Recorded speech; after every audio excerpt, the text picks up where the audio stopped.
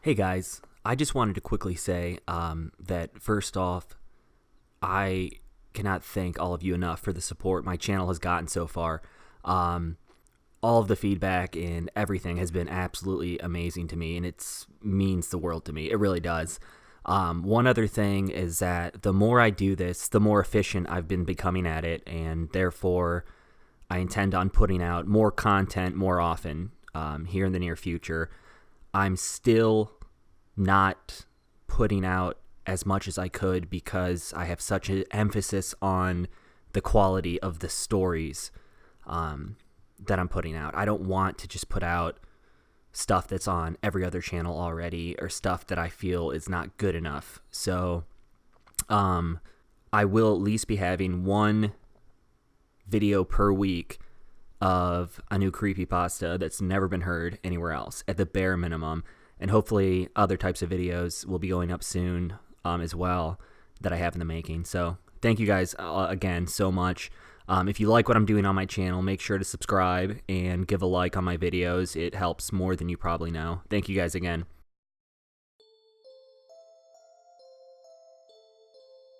Have you ever sat around thinking about death? Wondering where you're really going when you die? Wonder when you're going to die and how you're going to die? I've been doing that a lot lately. I recently found out that a student I graduated with a few years ago died in a car accident. Things like that remind you of just how fleeting life can be. You never really know when it's going to be your time. I wasn't specifically good friends with the guy who died, but I knew him well enough to be bothered. His name was Sean Dempsey. One moment he was here, and the next he was gone. Feeling all sentimental, I walked over to my bookshelf and started digging through the pile of old texts from previous classes I had taken. Finally, I found it. The class of 2012. I began flipping through the pages, reminiscing about different things as I looked at all the pictures. I went and looked Sean up in the yearbook. I found myself staring at him for a while. Once I got to the end of the book, I started reading all the signatures and notes my classmates wrote in it. Most of the students that were in my graduating class had signed it. I found Sean's signature. It wrote, "You're a good guy, Corey. We had some fun times together. I know you're going to be successful in life. Let's stay in touch." Underneath that was his phone number. I suddenly began feeling guilty for not keeping in touch with him, but I knew the feeling was irrational. It was driven by all the emotions I was feeling due to his death. I signed his yearbook as well, and he also had my phone number. We just weren't close enough to keep in touch once the real world started for us, and we ended up so busy with life. I continued to read through more and more notes that were left in the book. Suddenly I came to one that I didn't recognize. I didn't graduate in too large of a class, so I was a bit surprised not to remember this one. All it said was, "Corey, please don't forget to call," followed by a phone number. Beneath it was simply signed Charles. I was taken back a bit. I thought about it but just couldn't remember anyone with that name. What a weird thing to write in someone's yearbook. Eventually I grew bored with pondering the note and moved on to other things. I certainly had plenty of other things to focus on. I was actually in the middle of taking finals for the respiratory therapy program I was in at school. I've been studying when I can, but I also feel that I'm prepared. Plus, my part-time job at the pizza shop made sure that practically all of my time was occupied. I cleaned up my books and started getting ready for work. I had a difficult time at work that night. I couldn't help but to think about Sean, and every time I thought about him, I then found myself thinking about that note left by Charles. I guess I was intrigued by it due to how odd it seemed. And then it hit me. Chucky Reed. That must have been who signed my book. I guess he just signed it with his more formal name and didn't include his last name. Chucky was a pretty interesting person. He was a nerd, and a proud nerd at that. A whiz with computers, he was into comic books, and he loved sites like Reddit and 4chan. We would often talk to each other during class, mostly about memes and other similar things you would find on those types of websites. Thinking back, at one point we did agree to keep in touch after we graduated. A weird note like the one in my yearbook would be something that kid would do. He was plenty strange but had this confidence about him. I always admired that in him. He simply did not have a care in the world about what others thought about him. This is something I envy in people. I'm always concerned about being judged or looking dumb in front of others. I don't know why I even care. The following day, I decided I would try to give Chucky a call. It had been 4 years, and it was possible he didn't have the same number anymore, but it was worth a try. He is someone that I wouldn't mind getting back in touch with, despite also being someone that was apparently so easy to forget about. I found myself extremely nervous as I was getting ready to call the number. It seemed like a good idea, right up until I began dialing his number into my phone. But then I stopped, almost trying to talk myself out of calling him so I could avoid the potentially awkward conversation we might have. But Chucky didn't do awkward. He was just so real. God, how did I let myself forget about that kid? I took a deep breath and hit the send button on my phone. It began ringing, but I didn't get any further than just that. After the second ring, it went to voicemail. The voicemail message was generic and only repeated the number I'd just dialed. I thought about leaving a message, but nervously hung up the phone. Part of me felt relieved, while the other felt disappointed. I guess there was a good chance that he didn't have the same number anymore anyway. I decided I would try to find him on Facebook. I didn't use Facebook very much myself, but this would be a good opportunity to really take advantage of it. Pulling it up on my browser, I then typed in his name. There he was. I clicked on the profile. It didn't look like there had been a whole lot of recent activity, but the account seemed to be set to private, so it was possible that's why it didn't show much. I clicked on the Add Friend button. After that, I decided to send him a message. I told him that I called him, but that I got his phone number out of my yearbook and wasn't sure whether I had the right number. I told him I hoped he was well, sent him my number in case I in fact had the wrong number of his, and asked him to get in touch with me. I closed my laptop and decided I would get some studying done. Just a little refresher for my next exam. Once I located and pulled out the book I needed, my phone went off. It was a text message from the number I'd called trying to reach Chucky. It simply read, "Who is this?" I replied back saying, "This is Corey Simmons. I was trying to reach Chucky Reed. I'm not sure if I have the right number." I put my phone down and opened my book. I tried to begin studying but could only think about the text message I was waiting on. About a minute later, my phone went off again. "Yes, this is him. How are you?" it read. I was excited it was him, although he didn't seem very excited. But he was also kind of weird like that. I replied back to him, telling him what I've been up to. I wanted to ask him if there was any specific reason I was supposed to call him like he asked in my yearbook, but that was 4 years ago.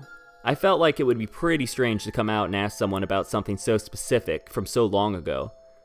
The conversation from that point on was just so generic. I guess after so long we kind of lost touch with each other and things weren't quite the same anymore. Plus, we were never really that close in the past. He was just a strange kid that I secretly had admiration for. That same evening, after texting back and forth a handful of times, Chucky asked me if I would like to get together with him.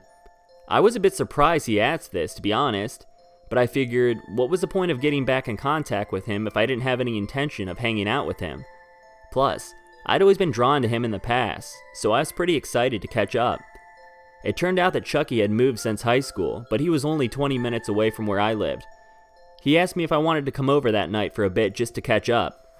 I told him I had to work, but offered to stop by the following night. He was cool with that, and the plan was made. I went into work that night feeling way better than the night before. I was still shaken about the death of Sean, but some good did come out of it. Maybe reuniting with Chucky was going to be some awesome, positive thing in my life. Honestly, at this point my life had become only work and school. I definitely needed some social interaction, and Chucky was someone you could have a real intellectual conversation with. I liked the way he was socially awkward but confident about it. A real unusual makeup of a person. Chucky had texted me his address, so after I had gotten ready to leave the next day, I put it in my phone's GPS and sent him a text to let him know I was on my way over. He replied, "Cool, I'm looking forward to it. Just pull in and come around to the back door. I live in the lower level of the house." I got in my car and began driving over. Chucky lived about 20 minutes south of where I lived. The area was a bit on the countryside, a lot more land and a lot fewer homes. It was beginning to get dark out at this point, and once I got to Chucky's street, I struggled to see the numbers on each house. Luckily, my GPS led me right to the house and I was able to confirm the address after I pulled into the driveway. I drove around to the back of the house and found somewhere to park. I went to the back door like Chucky said and knocked. Then I waited, and waited. I didn't want to knock again and sound pushy and impatient if he had already heard the door and wasn't able to get to it yet. After a good minute or so of waiting, I knocked again, this time harder. But still, there was no answer. I decided to text Chucky and make sure he didn't leave or something. After another minute of waiting and walking around behind the house, I received a text back. Chucky told me he was tied up with something and had just come in through the back door. He said after that, go through the door to the right and come down the stairs to meet him. I felt a bit of apprehension. It was just awkward walking into someone's house without them opening the door for you, but it's what he told me to do. I opened the door and located the staircase that led to the downstairs. I walked down the stairs into what looked like a dark, damp living room of some sort. I took a breath and could feel how heavy the musky-smelling air was. "Hey Chucky, where are you?" I stood there and became a bit perplexed when I didn't get an answer. I'm sure that he'd said to head downstairs. I decided to turn back towards the stairs, but just as I was about to, I heard a metal clicking type noise right behind me. I went to turn towards the noise, but was stopped by the voice of a stranger. "I'm going to need you not to move," he said calmly. Being confused, I immediately turned to face the stranger. What I saw was unsettling to say the least. A man was standing in front of me. His face was covered with what appeared to be pantyhose. It caused his face to look like a normal face, just very distorted. He was holding a gun in his right hand. The gun was pointed towards the ground beside him. "Is this a joke? Because it's not funny," I said. He gently put his left hand out towards me and replied, "This isn't a joke. I'm going to need you to do exactly as I say. I'm a reasonable man and do not want to hurt you. I need you to respond with diligence to everything I say, and I won't lay a finger on you." I just stood there. Part of me still believed that this was a joke, but the sinking feeling growing in my gut only got worse. "So what? This is some sort of trap? Why? What do you want from me? I don't have much cash on me, but you can have it," I said. "I will answer all your questions soon," he replied, still talking in his all too calm of a voice. "For now, I need you to do everything I say, and nothing that I don't." He ordered me against the wall, spread my legs and hands high just like I was being frisked by a police officer. He removed everything from all of my pockets. "You can have it all, just let me go," I pleaded. "I will give you instructions on what to do. Patience, please," he replied. He threw all of my belongings aside, except for my phone. He walked over to a table on the other side of the room and dropped my phone into a glass of water. He faced me again and said, "If you try to run, I will shoot you. If you try to attack me, I will shoot you. If you do anything else I deem to be inappropriate, I will shoot you. But if you do everything I say, you will not be harmed." I just looked at him and nodded. Even with his calm demeanor, I could tell he was being serious. He ordered me down a hallway into what looked like a storage room. "I'm going to need you to wait here. You won't be left here for an inappropriate length of time. Continue to do what I say, and you will leave here unharmed." I said nothing. I stared at the man, but couldn't think of anything to say. As soon as he shut the door, the reality of the situation hit me. The panic flooded in, and I immediately began searching around the room for any way I could possibly escape. The door was made of steel, and the lock seemed tight. The small single window in the room looked like it would open up, but there's no way any human could slide through it. Think. Stay calm and think," I told myself. Part of me was saying I needed to panic, but I knew that wouldn't help. He probably just wanted to rob me and wanted to make sure he got away with it. Did Chucky set me up? Was the number I sent a text to even belong to him? Why didn't I make sure to talk to Chucky on the phone before I agreed to come over? The thoughts kept racing and I began getting angry with myself. I allowed myself to walk right into the situation. I could have handled this so differently. I could have used a bit of caution. Hindsight is always 20/20, and this was no exception. After realizing I wasn't breaking out of this room, I decided I would just wait there calmly. The man said he wouldn't leave me here long. An hour passed, and it felt more like a day. The panic began to set in again, and I struggled to control myself. I began pacing the room when I heard a man say, "Back away from the door." His voice intimidated me, and I backed up to the wall that was opposite of the door. I was told if I cooperate that I won't be hurt, so that's what I'm going to do. After a few seconds, the door came open. This time there were two men. The man that greeted me in the basement, and also a larger man. They both said nothing. The larger man walked up to me and grabbed my arm. He held some type of paper next to it that had various colors on it, circled something on the page, and began to walk out. "What do you guys want from me?" I said. The first man I met just looked at me, waved his finger and said tisk tisk tisk, and then they both walked out. What in the absolute world could these guys have been up to? Why are they keeping me here? The regret I had already felt from putting myself in this situation began to intensify even further. I climbed up to the window and began looking outside. To the left, I could barely see the front of my car. Being able to see my car, so close yet so far away, only pained me more. I had no clue what time it was at this point, but I knew it was late. I tried to remain patient. Certainly they weren't going to keep me here much longer. I was exhausted at this point. I laid down in the corner of the room. I figured if I was able to fall asleep, the time would seem to pass quicker that way. Thoughts were still racing through my mind, but I was eventually able to drift off. I woke up to the door opening. For about 1 second, I forgot where I was. Once I recognized my situation again, I began to feel that panic race back in. It was the calm man who walked into the room. "Good morning.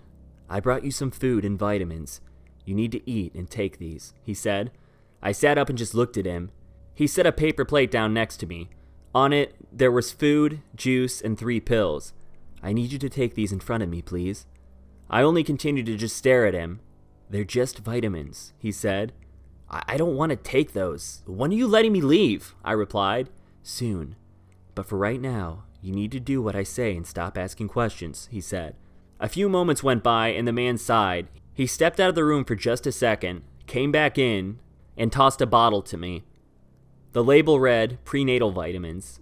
"Why prenatal vitamins?" I asked. "They're all I have left right now. You need to stay healthy. Take them." I still felt apprehensive, but I knew I didn't have a choice. I swallowed the vitamins. "Thank you," he said. "Enjoy your breakfast." And with that, he walked out. I was nervous to eat the food, but I figured if he wanted to poison me, he already did it with the pills. Plus, I was starving at this point. The food was surprisingly good. Eggs, sausage, and toast. Nothing special, but it tasted good, and they gave me plenty of food, too. Just as I was almost done eating, I heard the lock click open. The man returned again. He sat down a couple bottles of water, told me I needed to stay hydrated, and left. This was so confusing. Were these guys trying to sell me into human slavery or something? Were they just keeping me here while they stole my credit? I just couldn't make sense of this situation. The sun was up at this point. I could tell it was still earlier in the morning, but I had already been here too long. I looked at the bucket with the toilet paper sitting next to it. How long are they planning on keeping me here? I began to consider my options. I knew they were few. The man with the calm voice came into the room this last couple times by himself. I could tell he was a bit older than I was. He and I were about the same size. It certainly wouldn't be out of the realm of possibility for me to overpower him if he came in the room again by himself. But if I attacked him and didn't win the exchange, I risked being shot right there on the spot. The other man was huge. Even if he came in by himself, I wouldn't stand a chance. Still, I didn't know if I had it in me to attack the smaller man. The fear I had of not being able to take him on was intense. It would be suicide. I began searching the room, looking for anything I could possibly use as a weapon. If I was going to decide to attack the man, I wanted my odds to be as high as possible. There wasn't much in the room to choose from. The bucket wouldn't make a very good weapon, plus I would like to be able to conceal something and catch the man off guard. The only other thing in the room was a couple of boxes that appeared to have some books in them. Hitting someone with a book or throwing it at them didn't offer me much of an advantage either. I started digging through the boxes anyway, searching for anything that could help me out. I could only find some books and paperwork at first. The papers looked like some type of invoices. I looked through the second box and found much of the same. But one thing caught my eye. There was a book that stood out, mostly because it wasn't at all like any of the other books. It looked like it was homemade. I pulled it out and began to flip through it. At first I wasn't even sure what I was reading, but little by little I put the pieces together. It was like the ultimate guide to cannibalism. It just had so much information. How to care for the subject while they are still living, methods of life termination, dissection, how to treat and store the different types of tissue, even a complete cookbook. I would have thought this was a joke, but it was just way too detailed. And that's when it hit me. The vitamins, all the food, the water. They were preparing me. I was almost frozen in shock. It was horrifying, but it made sense. If nothing else, I knew why I was here. They were just telling me that they weren't going to hurt me so they could get me prepared. and also so that I would make their lives easier and cooperate with them. I wanted to flip back and read more about how they prepare the living subject, but I heard a door shut.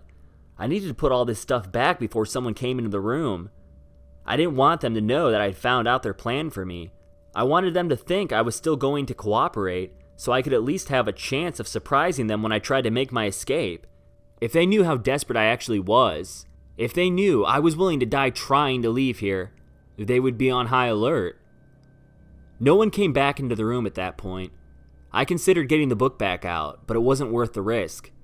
I already knew what they had planned anyway, so I was just mostly curious to read more about everything. I continued to periodically look out the window. I wanted to keep checking if my car was still there. It would be much easier to escape if I knew I only had to make it to my car. I had a spare key in the wheel well and would only need about 20 seconds once I got outside to escape. It was going to be difficult. I could hear there was more than one lock on the door. I knew I wasn't going to be able to force it open somehow. That meant I would have to wait for the perfect opportunity. I doubted I would be able to knock the man out. I've honestly never been in a fight, so I really don't know how to throw a punch. But I've definitely learned at least one effective chokehold while wrestling around with my friends in the past. I would just need the man to turn his back on me, just for a second. Speaking of the devil, the man walked into the room. "It's time to take your vitamins. I also brought you lunch," he said. I cooperatively took the vitamins and then asked him, "So you're really going to let me go, right?" "Of course," he replied. "Okay, well, thanks for the food," I said. I wanted him to continue thinking I was fooled. I happily ate the food. Just like breakfast, it was plentiful and quite good. I decided that I would hope the man would bring me dinner by himself too, and as long as it was still daylight, I would try to make my escape. If there ended up being any problem with my car, I wanted to be able to run to the road. If it was during the day, I would at least have a chance of someone driving by that could help me. Once my plan was finalized and I decided what I was going to do, I got quite nervous. My dinner came later than I had originally hoped. Again, it was vitamins and decent food. I thanked the man for the food and remained quiet aside from that. While eating, I realized that the man probably wasn't going to turn his back on me unless he had to. I needed to come up with a way to make that happen. I decided I would stay up all night. If I fell asleep and was woken up by the man when he brought me breakfast, I wouldn't be 100% ready and in attack mode. I would stay awake all night and hope the man was still a bit groggy when he came into the room. I was going to make sure I would be laying on the floor when he walked in, pretending I was in extreme pain. I would tell him that my stomach was killing me and ask him if the vitamins he was giving me had any shellfish in them. I'll tell him I'm allergic to them. I'm sure the man won't want anything bad to happen to his product. When he goes to retrieve the bottle, I'll launch my assault. The night was going slow. I tried to keep myself busy thinking about what I would do once I got out of this godforsaken place. Maybe I'll write a book about this experience. Oh, who am I kidding? I'm a piss poor writer. I couldn't even make an experience like this sound interesting on paper. I spent most of the night thinking about exactly what I didn't want to think about. But eventually, the unforgiving night sky gave way to the subtle glow of the beginning of a sunrise. I got in position and began waiting. I think my heart beat enough times for an entire day within the following hour. Finally, I heard some movement coming from somewhere else in the house. Not a moment too soon, the man walked in. Just as he was about to say something, he noticed I wasn't asleep and that I appeared to be in pain. "What's wrong?" he asked.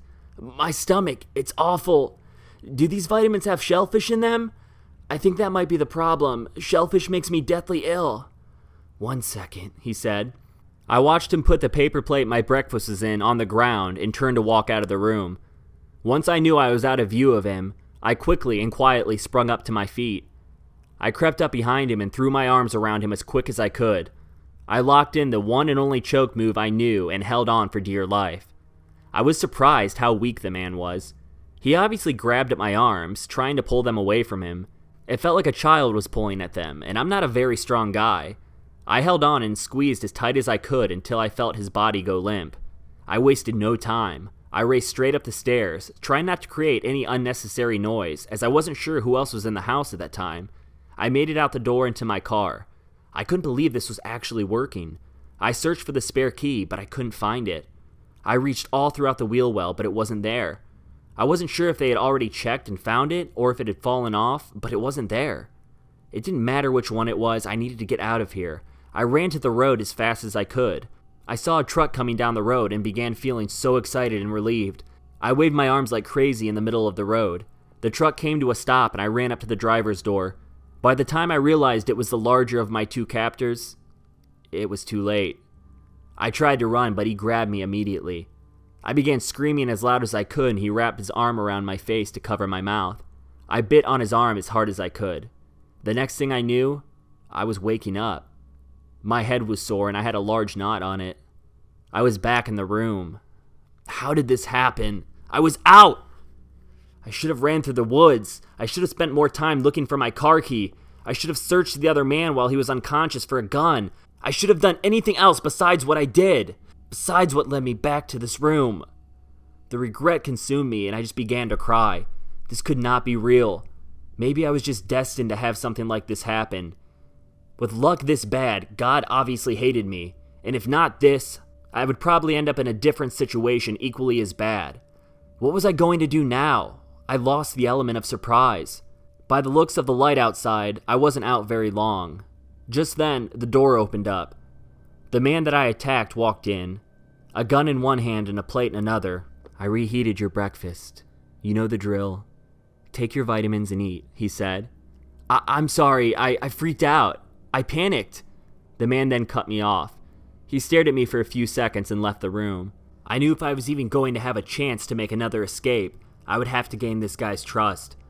I wasn't sure if that was even going to be possible, at least not before they already killed me. I would just have to think of something, anything. The man came in 2 other times that day, for my 2 other meals and vitamins. After I ate dinner, I was so exhausted I passed out as soon as I laid down. I woke up to a loud bang. I began looking around, but I was in the dark. I heard footsteps and shouting coming from other rooms. I sat waiting, trying to listen to what was going on. Before I knew it, the door came flying open. A bright light was shining in my eyes. I was pushed onto my belly. After a few moments of confusion, I realized it was the police. I began laughing and crying at the same time. I've never been so happy to get handcuffed in my life. The cops walked me upstairs and outside into the cool night air. There were several police cars in the driveway. I spotted my 2 captors. They were in handcuffs as well. "That's him," I heard someone say. I looked over. It was Chucky. "Chucky," I said. I couldn't believe it. The police took my handcuffs off and I ran over to him. "How did you know I was here?" I asked. "Man, it was just a hunch," he said. "About a week ago I found my phone missing. My girlfriend was supposed to come over that night. She got to my place about an hour later than normal. She told me she sent me a text before coming over and that I texted her back, telling her to meet me at my friend's and that I sent her the address. She drove over and got a bad feeling, so she tried calling and I wouldn't pick up. So she just decided to drive to my regular place, and sure enough I was there. So after I got your message on Facebook, I tried calling you. Your phone went straight to voicemail and I got a bad feeling.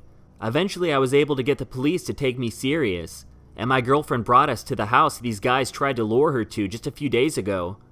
After he got done explaining all this to me, I just stood there in amazement. "That's incredible," I said. "The mindfulness to even think of that. No one else would even have thought of that at all. That's why I tried getting back in touch with you in the first place. You saved my life, man. These guys are freaks." We talked a bit more until the police told me they needed me to provide a statement. Chucky promised he would call me soon. After I spent time with the police, they finally let me go home. I couldn't wait to shower and sleep in my own bed. After explaining everything to my parents, I went upstairs to shower. I began bathing myself in the bright green water. Wait, why was the water green? Wait, why did I think the green water was normal? Wait. Before I could think about it any longer, I was suddenly woken up to the man's voice as he said, "It's time to take your vitamins."